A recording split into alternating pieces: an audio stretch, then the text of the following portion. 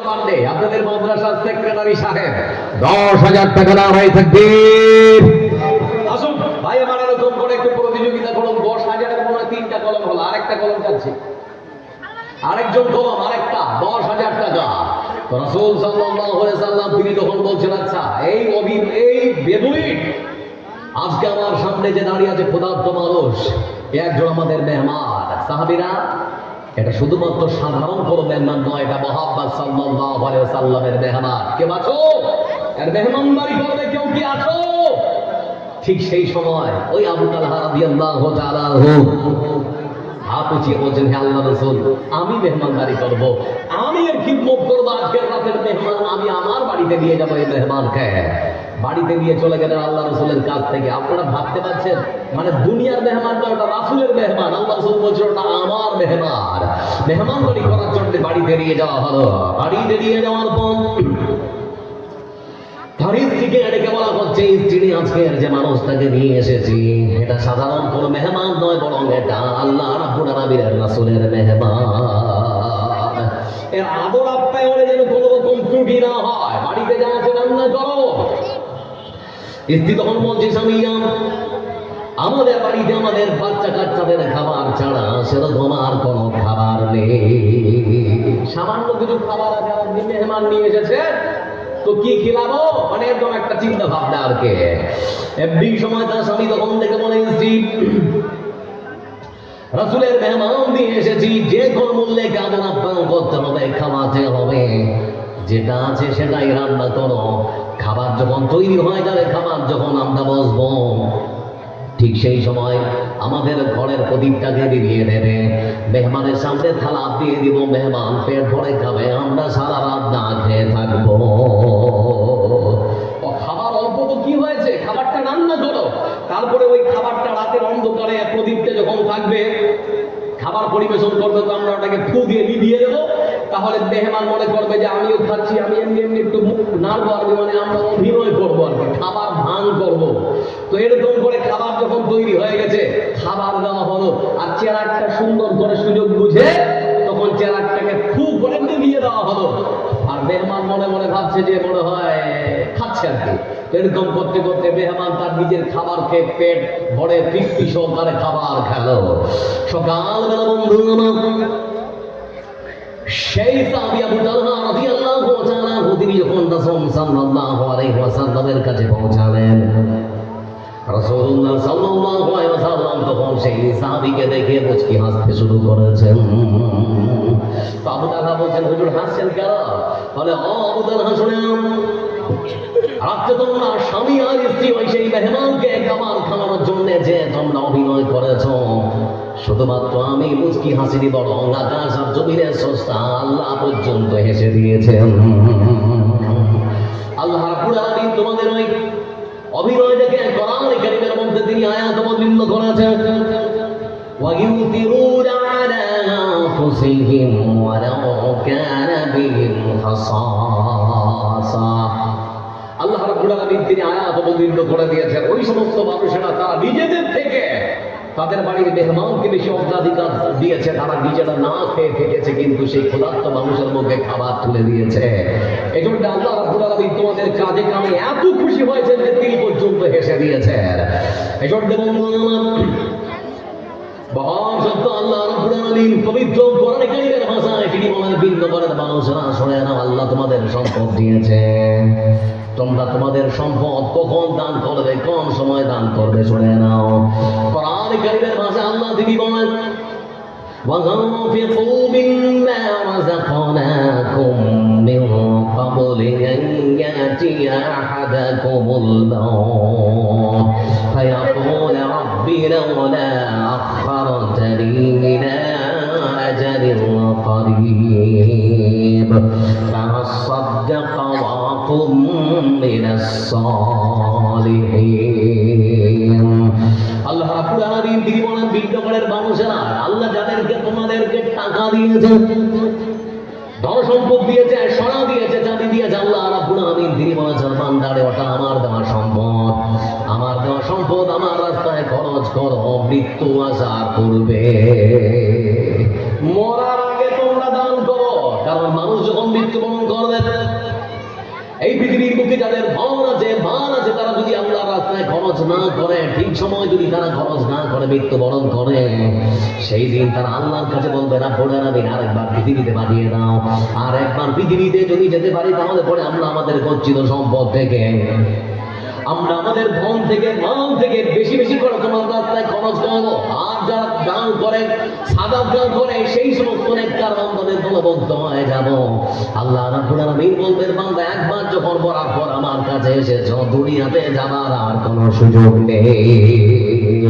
আল্লাহ রাব্বুল আলামিন এভাবে আরেক কোরআনে কারীমের আয়াতে তিনি সুন্দর করে বলেন কোরআন কারীমের ভাষায় ইয়া আইয়ুহাল্লাযীনা আমানু আনফিকু মিম্মা রাযাকনাকুম মিন ক্বাবলি আল্লাহ রাব্বুল আলামিন দুরুদে বলেছেন ইয়াউমুল লা বাইউন ফীহি ওয়ালা খুল্লা ওয়ালা শাফাআ। আল্লাহ রাব্বুল আলামিন তিনি বলেন বিশ্বাসী মানুষরা শুনে নাও, তোমরা যারা আমার প্রতি ঈমান এনেছো ভালো করে জেনে নাও, তোমরা তোমাদের গচ্ছিত সম্পদ থেকে ধন থেকে মাল থেকে আমার রাস্তায় তোমরা দান করো। সেই দিন আসার পূর্বে, সেই দিন বলতে কোন দিন গো? হাসরের দিন, বিচারের দিন, হিসাবের দিন আসার পূর্বে। তার মানে ঘুরে ফিরে মরার আগেই বলা হচ্ছে আপনারা আপনাদের ধন সম্পদ থেকে দান করো।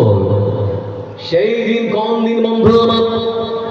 যেই দিন সূর্যটা মানুষের মাথার উপরে এসে দাঁড়াবে, মানুষের মাথার উপর পর্যন্ত সূর্যের প্রচন্ড তাপে টকবক করে পড়বে।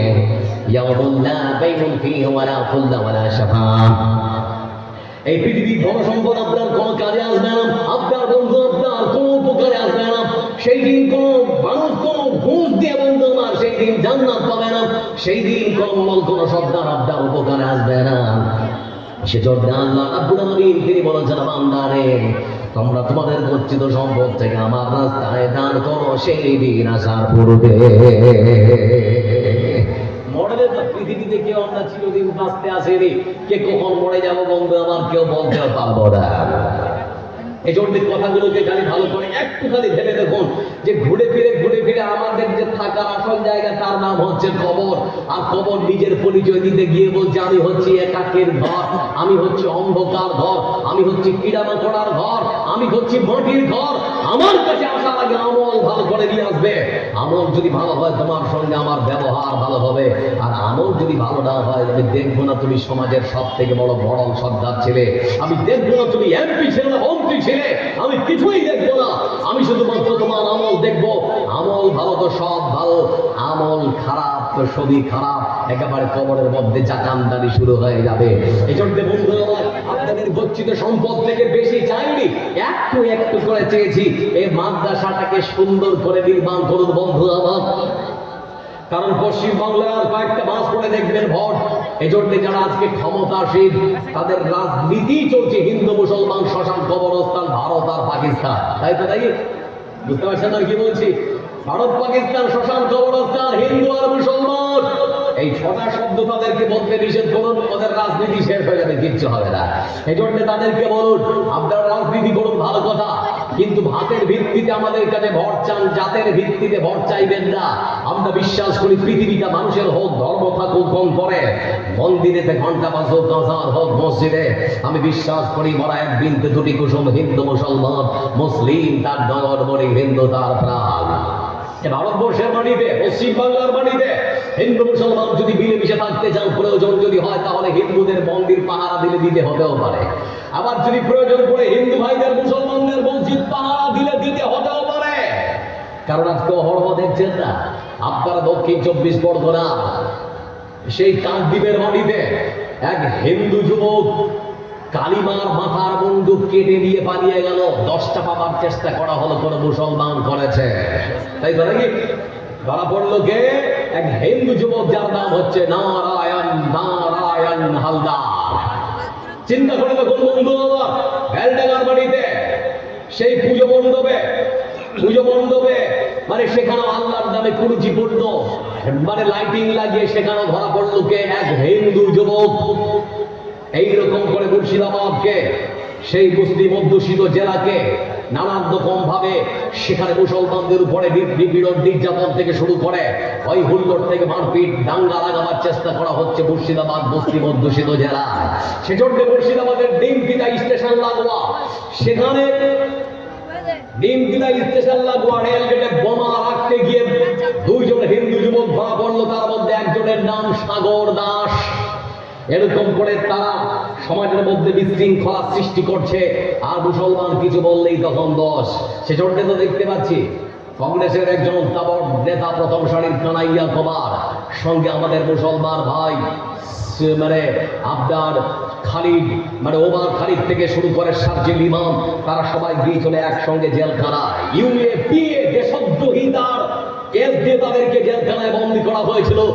হিন্দু ছেলেটা আজকে দেখতে পাচ্ছি খোলা আকাশের নিচে বুক ফুলিয়ে ঘুরে বেড়াচ্ছে, নিজে তার স্বপ্ন সুন্দর করে সফল করার জন্য বিয়ে করবে না কি করবে, কি করে ভবিষ্যৎটা সুন্দর হবে সেজন্য চিন্তা ভাবনা করছে। আর আমার ভাই ওমর খালিদ আর শারজিল ইমাম এখনো পর্যন্ত জেলখানার মধ্যেই বন্দী আছে। এজন্য জাগুন বন্ধু আমার, এ ভারতবর্ষ সেই ভারতবর্ষ, এ ভারতবর্ষের জন্য মুসলমানরা জীবন দেয়, এ ভারতবর্ষের জন্য হিন্দুদের জন্য মুসলমান, মুসলমানদের জন্য হিন্দুরা জীবন দিতে কিছু হয় না। আপনারা জানেন আমাদের পার্শ্ববর্তী একটা রাজ্য আছে বিহার, নাম শুনেছেন না শোনেননি? বিহারের পাটনা জেলা শহরের মন্দিরের এক প্রধান পুরোহিত, সে মন্দিরে লেখা আছে অহিন্দু প্রবেশ নিষেধ। অহিন্দু প্রবেশ নিষেধ মানে তোরা মুসলমান প্রবেশ করতে পারবে না। মন্দিরের যিনি প্রধান পুরোহিত তার নাম হচ্ছে বন্ধু আমার বদ্রীনারায়ণ স্বামী, স্বামী বদ্রীনারায়ণ, মানে সেই মন্দিরের প্রধান পুরোহিত। মন্দিরে লেখা আছে অহিন্দু প্রবেশ নিষেধ। আপনারা জানেন আমাদের দেশের আরএসএস রাষ্ট্রীয় স্বয়ংসেবক সংঘের যিনি প্রধান মহান ভাগবত, দিল্লির আজাদ উত্তর দিল্লির আজাদপুর হাফিজিয়া মাদ্রাসার মধ্যে তিনি প্রবেশ করলেন। শুধু মাদ্রাসা নয়, সেই মাদ্রাসার বড় মসজিদের মধ্যে তিনি প্রবেশ করলেন। আচ্ছা বলুন, আমাদের সমাজের মধ্যে কোনো হিন্দু ভাই যদি মনে করে মসজিদে ঢুকতে পারবে না? পারবে না? কথা বলে না, ঢুকতে পারবে না? পারবে না? আরে ভাই, যুদ্ধের সময় যখন যুদ্ধবন্দীদেরকে ধরে নিয়ে আসা হতো তারা ছিল মুশরিক হিন্দু, অমুসলিম। আল্লাহ রাসূল মসজিদের মধ্যে তাদেরকে ধরে রাখতেন, বেঁধে রাখতেন। তার মানে অমুসলিম যদি মসজিদে ঢুকিয়ে রাখে বা ঢুকতে চায় তাহলে বাধা দেওয়া যাবে না। তার মানে মসজিদের দরজা সবারই জন্য উন্মুক্ত। আমার বন্ধুরা বলছিলাম ঠিক সেই সময় ভারতবর্ষের চারুতার মিডিয়া তারা মনে করলো এমনও তো হতে পারে যে সাংবাদিক আমরা প্রশ্ন করবো মাদ্রাসার মধ্যে আপনি কি দেখলেন, মসজিদের মধ্যে কি পেলেন, কিছু যদি বলে দেয় তাহলে সেটা সারাদিন হেডলাইন চলবে। মানে মুসলমানদেরকে কেমন করে তাদের উপরে দোষারোপ চাপা যায়, কেমন করে তাদেরকে উগ্রপন্থী সন্ত্রাসবাদী তকমা লাগানো যায়, এই নিয়ে সারাদিন ডিবেট চলছে। বলতে যাচ্ছিলাম আপনাদেরকে যে কথা, লক্ষ্য করে দেখুন বদ্রীনারায়ণ স্বামী, সেজন্য তিনি সুন্দর করে সেখানে মন্দিরের দেওয়ালে লিখে রেখেছেন অহিন্দু প্রবেশ নিষেধ, মানে কোনো মুসলমান মন্দিরে প্রবেশ করতে পারবে না। সেই দিনটা ছিল বন্ধু আমার রামনবমীর দিন। রামনবমীর দিন সকালবেলা ধুমধাম করে স্বামী বদ্রীনারায়ণ পুজো মণ্ডপে বসেছেন। হস্তপিষ্ট হাট্টা ঘাট্টা একজন পুরোহিত এরকম করে একেবারে খালি সরিয়ে পুজো মণ্ডপে পুজো করছেন। ওম নমঃ ভগবতী বাসুদেবায় চলছে সুন্দর করে একেবারে পূজা। এমনি সময় তার বাড়ির ছোট ছেলেটা বাড়ির মধ্যে ছিল অ্যাপাচি আটিয়ার নাকি বলে আমরা আটিয়ার নাকি আরটিআর গাড়ি নিয়ে দুরন্ত গতিতে ছুটে চলেছে রামনবমীর মিছিলে।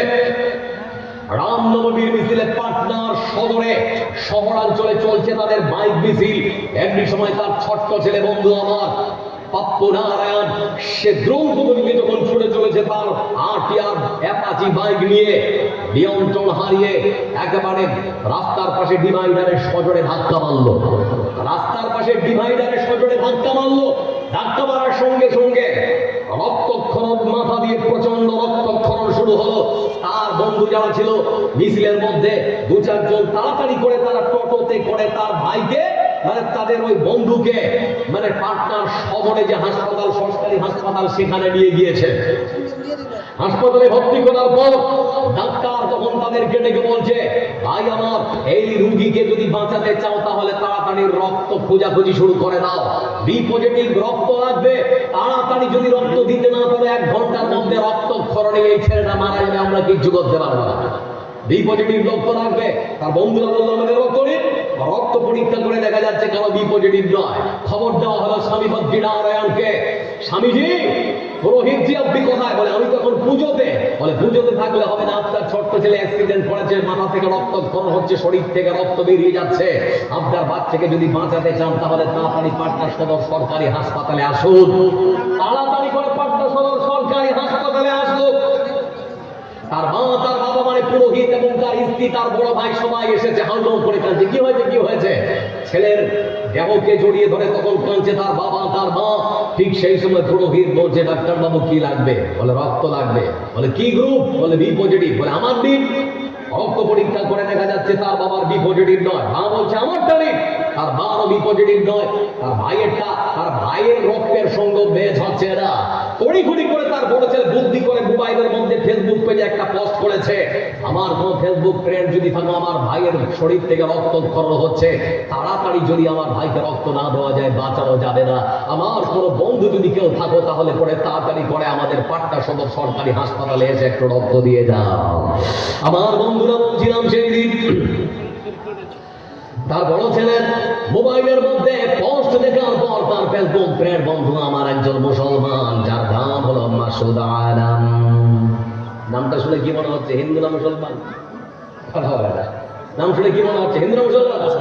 একজন মুসলমান যুবক বন্ধু আমার মাসুদ আলম। তিনি এই পোস্ট দেখার সঙ্গে সঙ্গে তিনি ছিলেন পাটনা শহরে। তাড়াতাড়ি করে বাইক চালিয়ে তিনি সরকারি হাসপাতালে আসার পরে তিনি বলছেন, ভাই আমার, আপনি রক্তের বি প্লাস বলেছেন, আমার রক্তের গ্রুপ হলো বি পজিটিভ। তার মানে আমার রক্তের গ্রুপের সঙ্গে আপনার ভাইয়ের রক্তের গ্রুপ মিলে যাবে। দেরি না করে আমি আমার শরীর থেকে রক্ত দিতে ইচ্ছুক। তখন তার বড় ভাই বলছে, ভাই আমার তোমার নাম কি? বলে আমার নাম মাসউদ আলম। বলে তুমি কি মুসলমান? বলে হ্যাঁ আমি একজন মুসলমান। বলে একটু সমস্যা আছে, আমার বাপকে আগে জিজ্ঞেস করতে হবে। বলে একটু দাঁড়া, আমার বাপকে জিজ্ঞেস করতে হবে। পুরোহিত বন্ধু আমার বদ্রির আলম স্বামীর কাছে যাওয়ার পরে তখন বলা হচ্ছে, স্বামীজি, তার মানে বলা হচ্ছে তার বাবাকে, বাবা আমার একজন ফেসবুক ফ্রেন্ড, একজন বন্ধু এসেছে রক্ত দেওয়ার জন্য। তার বাবা তখন বলছে, দেরি কিসের? তাহলে পরে আর দেরি নয়, তাড়াতাড়ি করে তোমার বন্ধুকে নিয়ে আসো, কারণ ডাক্তার বলেছে 1 ঘন্টার মধ্যে যদি রক্ত না দেওয়া যায় আমার সন্তানকে বাঁচানো যাবে না। দেরি কিসের? তাড়াতাড়ি করে নিয়ে আসো। আমার বন্ধুরা তখন তার বড় ছেলে তার বাবাকে ডেকে বলে, আব্বা তুমি তো মন্দিরের দেওয়ালের মধ্যে লিখে রেখেছো হিন্দু প্রবেশ নিষেধ, কিন্তু সমস্যা হচ্ছে যেটা, সেটা হলো যে ব্যক্তি, যে ভাই আমার যে বন্ধু আমার ভাইয়ের জন্য রক্ত দিতে এসেছে, সেই ভাই মুসলমান, তার নাম হলো মাসউদ আলম। বলতে যাচ্ছি বাবা, তার রক্ত তোমার ছেলের শরীরের মধ্যে দেওয়া যাবে কি না? দেওয়া কি যাবে? যদি দেওয়া যায় তাহলে দেওয়া যাবে, নিব, না হলে তাকে পাঠিয়ে দিব। তখন বন্ধু তার বাবা বসে ছিল, চট করে দাঁড়িয়ে উঠে তিনি তখন বলছেন, বেটারে ও হিন্দু তো হিন্দু, হিন্দু মুসলমান বুঝি না, আগে রক্ত আমার ছেলেকে দিয়ে জীবনটা বাঁচান, তারপরে দেখা যাবে। বিপদের সময় সবই চলে, নাকি কথা বুঝতে পারলেন? বিপদের সময় সবই চলে, কিন্তু এই মুসলমান ভারতবর্ষের জন্য এত কিছু করেছে, সে আবেদনগুলো ভুলে গেছেন কেন? দিল্লির প্রধানমন্ত্রী যারা হয় তারা লালকেল্লায় দাঁড়িয়ে সুন্দর করে পতাকা উত্তোলন করেন। সে পতাকার রংটাও দিয়েছেন একজন মুসলমান যুবতী বদনাম, যার নাম সুরাইয়া তাইয়্যিবা। যে লালকেল্লায় দাঁড়িয়ে ভাষণ দেন সেটাও তো মুসলমানদের তৈরি করা। আছে কি আপনাদের? যেগুলো করেন সেগুলো তো এমনিতেই মানে ইঁদুরে কেটে কেমন করে পড়ে যায়। ব্রিজ তৈরি করেন, ব্রিজটাও নষ্ট হয়ে যায়, যা কিছু করেন সবই তো নষ্ট হয়ে যায়। উল্লেখযোগ্য তো ভারতবর্ষের মাটিতে কিছুই করতে পারেননি, শুধুমাত্র হিন্দু মুসলমান। ভারত আর পাকিস্তান শ্মশান আর কবরস্থান ছাড়া দেশের মানুষ আপনাদের কাছে পেয়েছে কি? এজন্য বলতে যাচ্ছি বন্ধু আমার, আপনার সম্পদ থেকে বেশি কিছু চাওয়া হয় 500, 1000, 500। আচ্ছা মেয়েদের কাছ থেকে কিছু আসলো না? আছে, এসেছে, সবই গড়মিল করে দেবে। মাপতে হবে না, মাপতে হবে, ওরা রাগ করবে না। মা বোন যারা আছেন পর্দার ব্যবস্থা হবে। আচ্ছা, তো মা বোন যারা আছেন, উল্লেখযোগ্য আপনাদের কাছ থেকে সেরকম কোনো দান এখনো পর্যন্ত আসেনি। আমি কিছু চাচ্ছিলাম উল্লেখযোগ্য, মানে বেশ 5000, 10,000 আপনাদের কাছ থেকে। আপনাদের এখানে আছেন হয়তো আপনার ছেলে, আপনার স্বামী, তারা দিয়েছেন, কিন্তু আপনাদের কাছ থেকে চেয়েছিলাম 2000, 5000, 10,000 যদি কেউ দিতে পারে দিন। আসুন একটু করে, দেরি না করে, তাড়াতাড়ি করে। আর যারা বসে আছেন আপনারা দিলেন, কিন্তু তারপরে যারা এখনো পর্যন্ত দেননি, আজকে আপনাদের প্রধান বক্তা আপনাদের মালদা জেলারই একজন সুবিখ্যাত মানুষ, পিস টিভিতে অনেকদিন তিনি আমাদেরকে পরিষেবা দিয়েছেন। আমার খুব শ্রদ্ধাভাজন, খুব কাছের, মানে বন্ধুর মতো বিষয় আমার সঙ্গে। এত বড় মানুষ, মানে কোনো অহংকার নেই, খুবই শান্তশিষ্ট, শান্ত স্বভাবের, ভদ্রুদ্ধ যারা বিষয় আর কিছুক্ষণের মধ্যে উনি আসবেন। তার আগে 2-5 মিনিট যদি মনে করেন কেউ দিবেন তাহলে পরে দিয়ে দেন, তাড়াতাড়ি করে। কল্পনা সময় 11:10 পর্যন্ত। তারপরে আর আমি আপনাদের সামনে মাত্র 15টা মিনিট আছে, তার মধ্যে একটা হাদিস আমি আপনাদেরকে শোনাচ্ছি। এতক্ষণ পর্যন্ত যারা দান দিলে এর বদলা আল্লাহর কাছে পাওয়া যাবে না, যাবে না? কত বলবে এর বদলা আল্লাহর কাছে পাওয়া যাবে না, যাবে না? দান দিয়ে লাভ হলো না লস হলো? একটু কথা বলে, লাভ হলো না লস হলো? লাভ দেখবেন এবার কি লাভ হলো। রাসূল সাল্লাল্লাহু আলাইহি ওয়াসাল্লাম এক ব্যক্তির কথা শোনাচ্ছেন সাহাবীদেরকে, মানে এক ব্যক্তির কথা শোনাচ্ছেন, বলে সেই মানুষটা তার ধন সম্পদ থেকে আল্লাহর রাস্তায় কিছু দান করবে। হাদিসটা এই মতো এসেছে, লম্বা হাদিস আমি আপনাদের সামনে বলছি। যদি মনে করেন যে না শোনার পরে মনটা একটু হালকা হয়েছে, তো 2-500 করে 1000 করে যেমন আপনাদের দেওয়ার চেষ্টা করবেন। বিশ্বনবী সাল্লাল্লাহু আলাইহি ওয়াসাল্লাম এমন এক লোকের কথাটি উল্লেখ করেছেন, বন্ধু আমার, যে মানুষটা তার ধন সম্পদ থেকে, টাকা থেকে, পয়সা থেকে আল্লাহর রাস্তায় খরচ করার তিনি ইচ্ছা করেছেন।